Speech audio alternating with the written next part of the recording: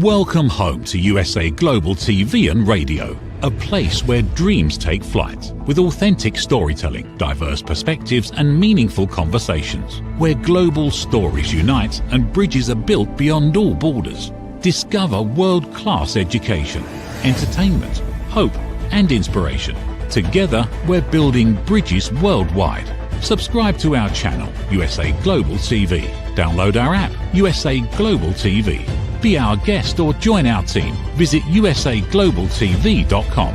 Thanks to our founder and executive producer, Dr. Jacqueline Kerbeck. Music score by Yeffy Tang from Cloud Road Music. Voiceover artist Mike Porter. Creative direction by Paul Garcia. USA Global TV and Radio. Your home for global connection. All rights reserved. This video and its contents are the exclusive property of USA Global TV and Radio. Unauthorized use, duplication or redistribution in any form is strictly prohibited.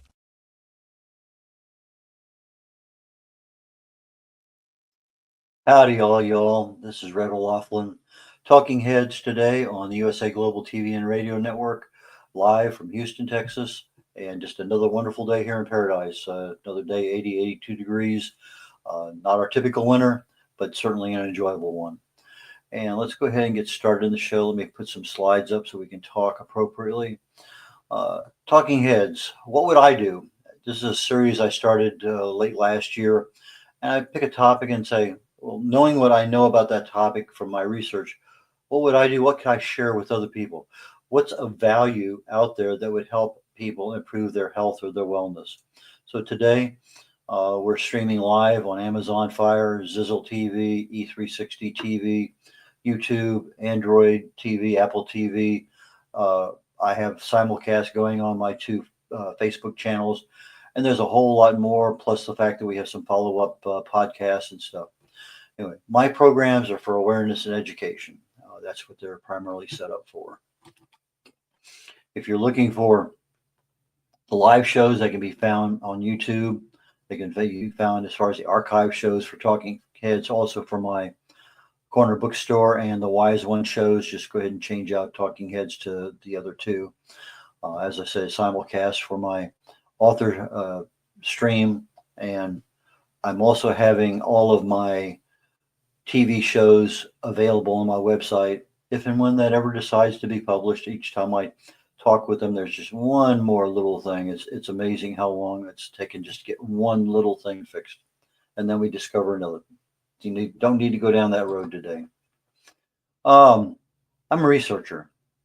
I've never been in the medical field, never been in the pharmaceutical field, but I fell in love with chemistry very early in my life. I got my first degree in it, immediately got an invitation to Vietnam, never got a chance to practice it. Have a total of 5 academic degrees, all in different fields, 7 professional certifications, mostly in different fields. I was in the Navy for 31 years, 20 in the reserves, the other all on active duty, been all over the world. I got involved with Halliburton in a program called Taproot, which when something fails, particularly failed in the field for oil industry, they wanted to know why. Well, why did it fail? Okay, well, that happened. Well, why did that happen? Okay, I understand. Okay, so tell me, why did that happen? And so you go down about 7 layers of why to figure out what was the root cause of the problem. And then you fix that, and then you monitor again. Was that really and truly the root cause of that problem? If it was, the problem disappears. And I look at that as the same way in my health. Is there something that I can find that's causing something to happen chemically, because that's where my specialty is at? What can I do to change that? If this particular chemical is being activated because of something, let's say pain, is there something that will stop it, slow it down? And a lot of times there are. And that's what I love to research. That's what I love to write about, speak about. And today we're going to go into some of those little nuances about gut health that maybe nobody knows about, or not many of us know. Been married for 56 years, 2 kids, 3 grandkids, and we just celebrated our first great-grandson's first birthday about 2 weeks ago, a week and a half ago. I'm a best-selling author, written 8 books, independent publisher. I've helped publish over 40 books for other people. Distinguished Toastmaster, writer. I have over 1,000 original content articles published on LinkedIn. And again, this program is for educational purposes only. And on the USA Global TV and Radio Network for 2024, my show, The Wise Ones, which is immediately following this one on that network, I was the number 2 and number 4 TV host for those shows, number 6 and number 2. I have this thing I've been doing a little bit now for the last couple of months, and I started a program in late 2024 saying, let's get started early on 2025 for New Year's resolutions. So I have my starting figures. I identified what I wanted, and I want my audience to be my accountability partner. So as we start each show, at least for another month through the end of March is my original plan date. We'll see how things go, but right now it's going to be at least through the end of March. My starting weight was there. I lost almost 5 pounds last week. Managed to gain another pound back this week. Not a great week. Body mass index, not something that I think is a real value in the world, but it's something that's measurable. It went down almost 1 full notch last week. It's come back up 0.2. Body fat, no change. Subcutaneous fat, no change. Almost no change on visceral fat, and a slight bump in basal metabolic rate. An okay week, not great, but I realize that things go up, things come down, and they cycle, and the trend right now is downward, and I think that's the good part. One of the books I have written is called The Joy of Ageless Health, and it covers a lot about nutrition that we're talking about, our lifestyle choices. So for this particular series on gut health, I think this book is one of the better ones that I have written. So gut health. You are what you eat. We've heard that. Actually, it came out from a textbook back in 1825 by Jean Anthelme Biot-Saurin. I'm not sure how you actually pronounce his name, but he was the one that coined the term, you are what you eat. And it's so very, very true. There's another term coined by Michael Gershon, Dr. Michael Gershon, your gut is your second brain. And it absolutely is true. We're going to talk about that a lot today. Hippocrates, he talks about food being our medicine, but he also said all disease begins in the gut. And so very true. If you start looking at what actually happens, 95% of our illnesses start as inflammation at the cellular level, chronic low-level inflammation, and develop from there. Well, our immune system should normally be able to handle that. But when it doesn't, what caused the immune system to go awry? More times than not, probably the gut. So we hear the term, trust your gut, your intuition. And it works both here in the brain and down here in the gut. So it's one of those things it's pretty important. So what is the real overall definition of gut health? It's the overall well-being of our GI tract. And that GI tract, gastrointestinal tract, starts literally up here in our mouth, goes down to our stomach, goes down to our intestines, and ends up in our colon. And so we have to have the right balance of digestion, absorption, and the enhancement, the care and nurturing of our immune function. And then one of the things that becomes a sticky wicket is our intestinal permeability, because when that's intact and everything's working normally, we're considered a pretty happy camper. But when not, we're not, absolutely. I can remember in California, I was invited over to a good friend's house, and she fixed spaghetti. And one of the better spaghetti meal, I went back for seconds and thirds. And I absolutely ate way too much. My stomach was bloated. I couldn't hardly move. Probably not the first time in my life, but one of the few that I remember that I just absolutely overate. I still do that, nothing to that degree, but sometimes when you get in a place where it's all you can eat for whatever, and you go back for seconds and thirds. I've learned my lesson too many times. Get a smaller plate. If you go back for seconds, maybe now you have as much as you had on a regular old size plate. But we do have a tendency sometimes to overeat. As we say, our brain is bigger than our stomach, and our eyes are bigger than our stomach. And when something tastes good, we just chop it down. We have this thing called the gut-brain axis, and it's one of the nerve. It's our vagus nerve that runs down our back. And that's how our gut talks to our brain and back and forth. So our gut actually creates chemicals that affect the brain. But the brain also creates chemicals that affect our gut function.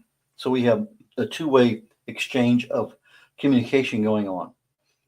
And in reality, we get feelings in both areas from the same thing. I can get a feeling of hunger pains. I can actually feel it in my gut. And if things are not, I don't feel right, this is not the best position to be in. Sometimes I get a little bit of that anxiety, but it's coming first from the gut before it gets to our brain. So the gut health is really something that's critical. Uh, if I want to have a good gut brain connection, I need to have my gut operating pretty well. And you're going to hear this more than once today because our lifestyle choices and what we do affect our gut probably more so than just about anything else. And it's not insidious because it makes sense, but it happens all the time. If I don't have fiber in my gut to nourish that microbiome that's down there, and I'm talking about both the soluble and insoluble fiber that typically comes from choosing the right foods to eat, then I'm going to have a problem. I'm not going to have that right balance of everything I need. If I'm eating foods that provide me probiotics, or I'm taking a supplement that's a probiotic, and I have my prebiotics, I usually refer to them as the fertilizer for my probiotics, then I am not getting my probiotics as enough nourishment as they need. So I need my prebiotics and my probiotics, and I need to avoid antibiotics. Antioxidants, okay, those are the things that go down and kill as much inflammation as possible. So the foods I choose, like blueberries, one of the best antioxidants out there, it's going to get in there and become an anti-inflammatory food that's fighting the bad stuff in the gut and providing that care and feeding that my microbiome and my gut needs. Now we have our nervous system, and one part of it's called the enteric nervous system, ENS, and it's got 500 million neurons. And these neurons, the same neurons that are in the brain, are in your gut, and that's one of the reasons we call our gut our second brain. But there's so many things being created chemically that are similar as far as your hormones, that it's more than just the neurons that are there. It's the hormones and all the rest of the whole package. So yeah, we do have a second brain. Okay, if I want to improve my gut health, what do? Well, I mentioned a moment ago the aspect of lifestyle choices. Well, if I'm adding fiber to my diet, great. Fermented foods, or that's a probiotic. Stress management. Well, if I'm not managing my stress, I'm creating hormones that are going to upset my digestion. It's going to upset the microbiome balance in my gut. It's going to create a problem. So stress management is critical. It's a lifestyle choice. My diet, choosing the right foods. Sleep. Again, good quality sleep. Your body has to repair itself. That's when the sleep allows our body that chance to do it. Probiotics, talked about those. Avoiding antibiotics, talked about that. Hydration. Our bodies require a certain level of hydration. Too little, it's hurtful. Too much, a major problem. So we have to have that right electrolyte balance and be hydrated. Now, I put down exercise, and we're going to talk about this a little bit later on. But exercise is super critical, really and truly is, for gut health. And it doesn't matter whether the exercise is lifting weights or running or walking or swimming, but some level of exercise, preferably outdoors, fresh air, sunshine, but some level of exercise on a regular basis, weekly basis, is needed to keep your gut health near optimum. Our diet should be avoiding certain kinds of processed foods, and you're going to hear the term ultra processed is when things are just really a mismatch of everything that you don't need in your body. Eating slowly. If we wolf down everything, I'm going to mention the guy's name, Horace Fletcher. A little over 100 years ago, he was popular, and he talked about eating slowly. Fletcherizing was a term they were using, basically chewing your food about 30, 40 times before you swallow it. Choosing healthy fats, and many more things. Again, we're looking at how can we improve our gut health. Well, when we do that, we're improving our overall health, our overall body, everything.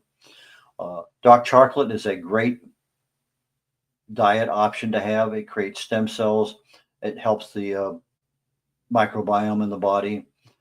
Eating or not eating, in this case, fasting, allows our body to have some level of rest. And all of our organs need rest, our liver, everything. But our stomach, our gallbladder, our intestines, all of those need rest in order to repair itself. So when you're sleeping, that's the repair time. If you're not constantly eating something 6 meals a day, you're not allowing some of the other functions of your body to operate properly. If I wanted to reset my gut health, what do? Well, probably the most ideal would be to go on an extended fast, 3 to 5 days. That resets so many things. There's a process in the body called autophagy. And autophagy basically allows the body to go in cell by cell, clean it out, recycle everything, and basically give you brand new cells, rebuilds the immune system, does all sorts of things that are absolutely amazing as far as our health goes. But most of us have never heard the term autophagy. But we can accomplish a little bit of that resetting by just looking at that 16, 24 hour, in other words, intermittent fast. But a full reset on an intermittent fast is probably going to take a month or longer. We can stop smoking, exercise. Again, exercise is a natural stress management option. But when you look at athletes and they test their microbiome and they start exercising, they're doing this and that, and all of a sudden that whole microbiome changes. It really becomes a major support function for the body. Insulin resistance is under control. Our metabolisms are operating ideally. Just a lot of things that are happening that should be happening properly. So when I stop exercising, they notice that everything goes back to pre-exercise levels. So that exercise really does help things, but it's a thing that has to be maintained. 1976 was the break point in the United States where obesity really gained an anchor. And everything has been a problem since then because of the food industry. We start processing foods differently. We add extra chemicals for this to make it taste better, look better, last longer on the shelf. Lots of things were added, and it's called ultra processed food. Now we have processed food because if it's in a package of some sort, it's processed to some level. That processing destroys a lot of the nutrition, but it makes it look pretty, makes it taste good. You know, if you've had ice cream, that's one of those things that you get ice cream someplace and it's so unctuous, it coats the tongue, it feels so velvety. I remember as a kid going to a Five and Dime and I would get a milkshake. And you can't get these anymore because the milk isn't the same, everything is not there. But you drink that and it would just be probably one of the best tastes that your tongue has ever had. But again, we don't have that anymore. But the processing in the foods make the foods last longer. In some cases, in theory, become healthier, but not necessarily. But one of the things we can do is avoid toxins. And those are some of the things that are in those ultra processed foods. They're also in skincare products. You put shampoo on, underarm deodorant, lipstick, it doesn't matter. There's toxins all over the place. Those toxins get into the body. They settle in our fat cells. They create problems in our liver. They create problems all over the place. But for a gut health, we need to look at more omega-3s. In other words, our healthy fats, coconut oil, omega-3, and minimize the amount of omega-6s, our vegetable oils. Both of them are essential fatty acids, omega-3s and omega-6s, but we need more omega-3s. Actually, we need a ratio, ideally, of 1-to-1, but anything more than 4-to-1 omega-6s to omega-3s starts becoming an inflammatory condition in our bodies. Limit our caffeine, limit our sugar, and it's going to make our gut a little bit healthier. And reading labels, knowing what you're putting in your body, and making the right lifestyle choices as far as what you're doing. We talked about how do I want to destroy my gut? Well, ultra processed foods. If that's all I'm eating, got a problem. If all I'm eating is foods from restaurants or fast foods, that's a problem because I'm not getting the fiber I need. I'm getting way too much omega-6. I'm getting a lot of toxins. I'm getting a lot of sugar. I'm getting a lot of saturated fats. lots of things in those choices that we make. And if we come home late at night, we don't exercise, we don't manage our stress, we don't get good sleep, we OD a little bit on alcohol, lots of things affect our gut. So if I'm eating a late meal and I happen to have a couple, 3 or 4 or 5 glasses of wine, the alcohol causes our digestion to stop, absolutely stop. Until the alcohol is processed through our liver, nothing happens in our gut. It's just on hold. So you process the alcohol. Now it's 1, 2, 3 o'clock in the morning. Your digestive process starts back up again. And some people, it's happened to me many times. Boom, all of a sudden I wake up. It's 2:19 in the morning. What's going on? Well, my body is now transitioning from getting rid of alcohol to now digesting. And so it disrupts my sleep. My sleep is disrupted. My body's repair mechanisms are upset. So a lot of issues. But stress, alcohol, smoking, all become problems that affect our gut health. Antibiotics, sometimes you need them. There's no doubt. But you need to talk to your doctor about when can you be on probiotics, and when you are, make sure you're taking your prebiotics with them. I put milk products in here because a lot of milk products have antibiotics in them. Read the labels on, usually it's on the front. It says no antibiotics, no human growth, no hormone. Read the labels because it's very, very important. So on the milk products, there may be some things there that you can buy another product and be much better off. Another gut health destroyer, travel. I've been to 61 countries, been all over the place, back and forth, time zone changes. I used to be stationed in California, and I'd fly out to Bahrain for 2, 3, 4 days, turn around, come back, and fly out a week later to Korea, back and forth. I was fortunate one time to leave California, go to Virginia for 2 days for a conference, fly to Bahrain for 4 days for an exercise to start. I get there 2 days ahead of time. I got 2 or 3 units of mine that are working there, get them started on the right foot. And then because of the exercise schedule, I then flew to Korea. Again, I had 2 or 3 units reporting there, get them going 2 days ahead of time, 2 days after the exercise start. I fix whatever I can, and then I get out of Dodge so that they can do their job. And I flew back to California. So my only one way around the trip, California to California, in about 10 days. It was an interesting time, but circadian rhythms, oh, absolutely. Time zone changes, my goodness, you can't believe how much that does to you. But it changes our microbiome because of the time zone, the foods, the stress, just so many things there. And if we're traveling a lot inside the aircraft and we're landing and it's after dark and we're sleeping during the daytime, the sunlight has a major impact on our gut health. And we get that IR that gets into our brains, goes down our spinal column, gets into our cells. And we talked about this a while back with regard to melatonin. It's producing 95% of the melatonin, but that melatonin is going to our cells. And that's a different aspect of melatonin that comes out of our circadian rhythm. Because if I'm looking at my normal melatonin that's produced by me closing my eyes and going to sleep at night, I'm no longer in sunlight. That's produced in the pineal gland in the brain, and that's what gets into the rest of our body. But it's about 5%. So it's not a whole lot, but it has a major factor in that circadian rhythm because we get that out of cycle and things we don't want to have happen, or we end up losing a couple days trying to get back to normal. But we see a lot of problems with our gut in bloating and heartburn, constipation, and other issues. Just we don't feel right. We don't feel right here. We don't feel right down in our gut. I usually look at my mouth as the beginning part of my stomach.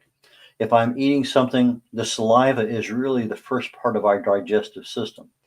And if I just chomp down something and swallow it, well, I have big chunks in my stomach that the stomach has to do something with. But as Horace Fletcher used to say, Fletcherize, chew it 30 times. And what you end up having, literally, you've chewed your food down to the consistency of baby food. It gets into the stomach and it's ready to go. The stomach doesn't have to churn back and forth to take these big clumps of food and make them small enough in order to be processed digestively in the appropriate manner. Now, I have a certain level of stomach acid as I get older, it gets weaker. But if I sit there and I guzzle water as I'm eating or any other liquid, it doesn't matter, wine, beer, tea, if I'm diluting my stomach acid as I'm eating.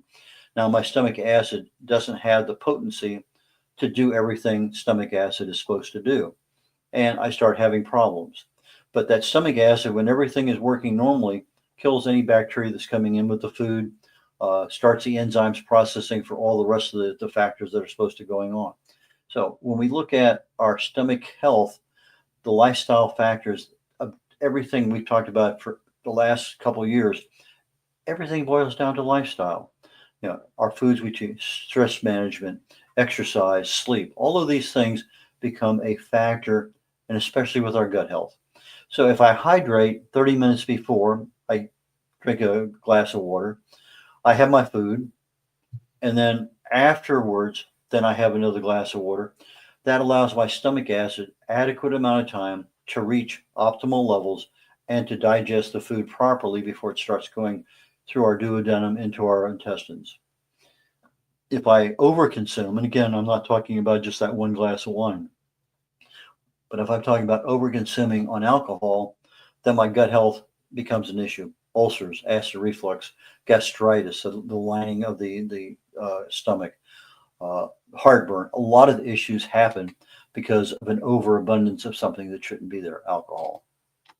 Okay. Our gut lining, major portion of our health, and this is what that microbiome does, is it gives us the best ideal situation to take the food from our stomach, extract out the nutrients that our body needs, pass it through the gut lining. There is a protein called zonulin that opens up tiny little holes in our gut lining to let the nutrients pass through, but not all the rest of the stuff that's in our gut. And so it goes through, passes through the immune system. About 80% of our gut contains our immune system. So it passes through, gets through the immune system, and whatever gets through the immune system passes into our bloodstream and into our bodies. So our gut lining influences our body health, because if our gut lining is allowing things to impact our immune system, now we have a problem, because the stuff is not, our nutrients aren't getting there, and we may actually be creating more problems. I'll talk about just in a moment with regard to the rest of our body. But if I'm overindulging in alcohol, that has a tendency to create a problem with the gut lining. Gluten, casein are all three of those are pro-inflammatory, and they're creating an inflammatory condition in our microbiome and our gut lining and just overall gut health. Vitamin D and L-glutamine are two nutritional options that have been known to help heal or help the gut lining recover. But we also have unhealthy fats, nutritional deficiencies. It's just not more just, I get two things, vitamin D and L-glutamine. Yeah, it's more than just that. Big item with leaky gut. This is where those little holes in our gut open up and become huge holes. Now, instead of just passing the nutrients through that go through the immune system into the bloodstream, now I'm passing everything that's in the gut, all the sludge, all the crap, the toxins, everything that can pass through that big hole is passing through, because when the hole is small, only the nutrients get through. The rest of the stuff doesn't. So now it goes through our immune system says, oh, it can't handle, and all of a sudden it gets overpowered. And somewhere along the way we do this, and we end up with what's called an autoimmune disease. Instead of our immune system going through our body and working to fix this and that and whatever, now it's starting to attack us. So things that we would normally never expect to happen. There's over 100 of these autoimmune diseases, and you can have more than one at one time. But typically rheumatoid arthritis, type 1 diabetes, multiple sclerosis, lupus, celiac, and there's others. And when you have these autoimmune diseases, they're very, very, very difficult to address. And so gut health is one of those things that you have to really be cautious of when you have an autoimmune disease. Gluten is probably one of the biggest causes. Now, we can have a gluten intolerance. We can have a gluten sensitivity. We can have a gluten insensitivity. There's just moderations of what gluten can do, but it's a protein found in wheat, barley, and rye. And if you go back 60 years ago, 80 years ago, when wheat was being grown, had very small heads on the wheat, and our gluten levels were very low. We didn't have really a gluten problem in the United States. Now you take a look at them; they're huge, they're easier to harvest, but the gluten levels are super high. And so we've kind of engineered our wheat to really give us some really tough, powerful gluten molecules. But the gluten is a combination of two things, glutenin and gliadin. And these two molecules form gluten. And they're very abundant in the Western diet. You start looking, well, what about the Mediterranean diet? What about this? Okay. In our standard American diet, Western diet, we happen to have an overabundance of gluten. When you start looking at gluten and what it does, zonulin is a protein that protects our gut lining. Gluten affects zonulin in such a way that zonulin overgrows and causes the micro holes in our gut lining to grow huge and let everything through. Now, some people who are insensitive or sensitive to gluten are also sensitive to dairy. Why? Because casein is a molecule in dairy that is almost a mirror image of gluten. And so if you have a gluten problem, chances are you might have a casein problem. Now, if you get your dairy from Europe, different cows, different butter, different dairy, different everything, a different kind of casein, not the same mirror image of gluten. And so that's an option to consider. So wrapping up a little bit early today, but things happen that way, and so we just handle it the way it comes. So if I'm looking at good gut health, what am I looking for? Lifestyle choices. Am I exercising? And I'm not talking about just going out and running. I'm talking about a variety, stretching, uh, uh, balance, aerobic, non-aerobic, and getting out in sunshine and fresh air. It really does help immensely.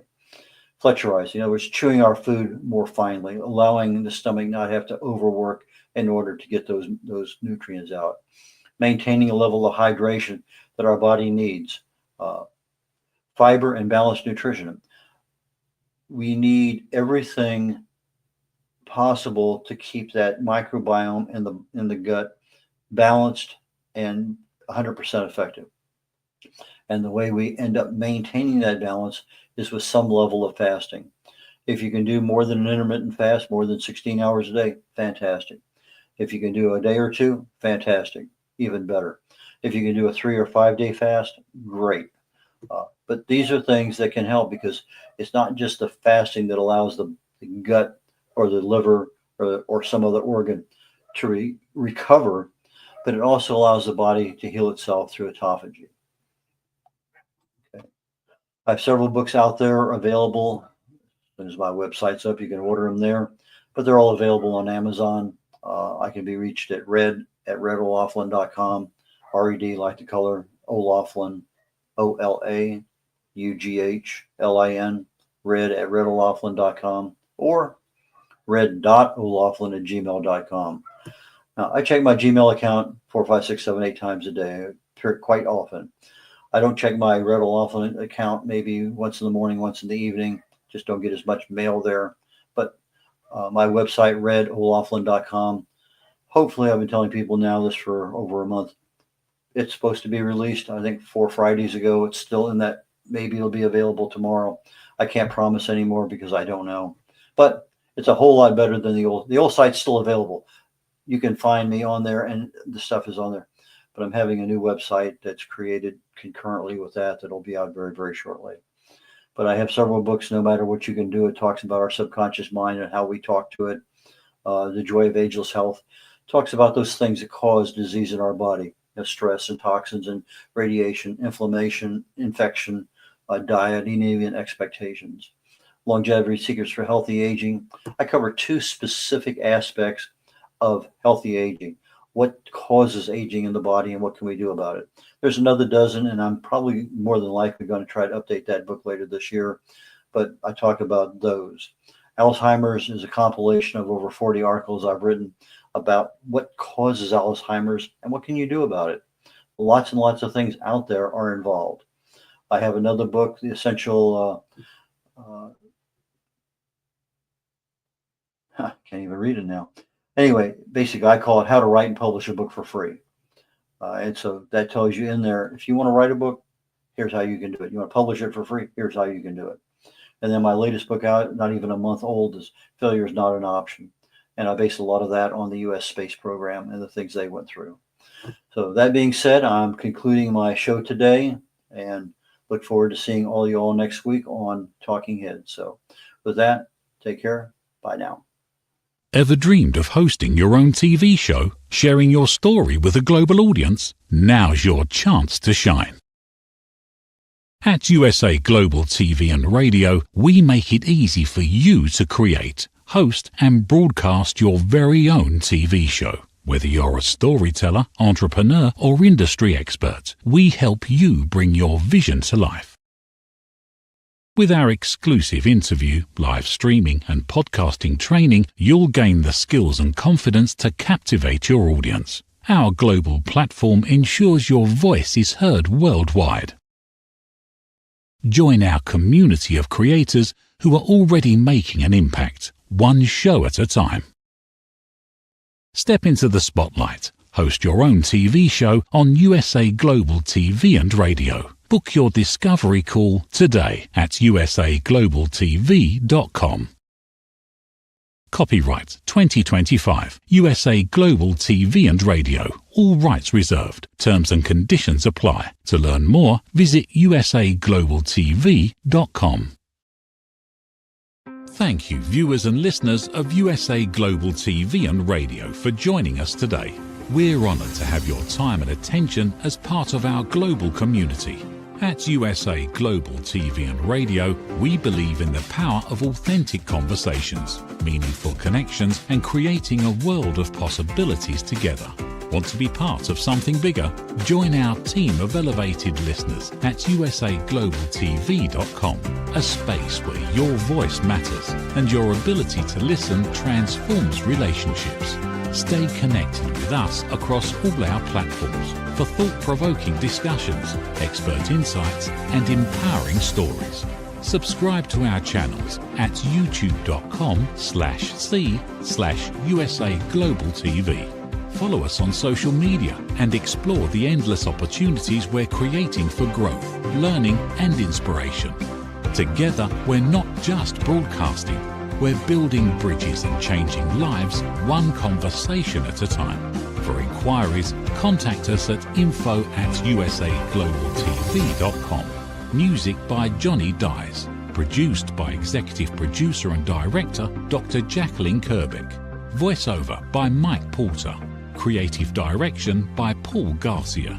All rights reserved. Copyright 2025. Visit usaglobaltv.com to view our full terms and conditions.